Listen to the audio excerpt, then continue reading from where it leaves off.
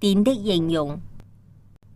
在現代生活中，很多家庭電器都需要電來運作，例如電燈用電來發光，熨斗用電來發熱等。電的熱效應和光效應。電可以產生不同的效應，有些導電體通電後會產生熱，稱為電的熱效應；有些導電體通電後會產生光，這是電的光效應。例如，電通過燈泡的鎢絲時，鎢絲便會發光。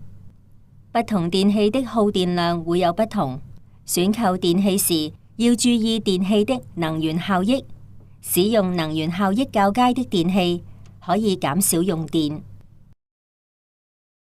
電的磁效應。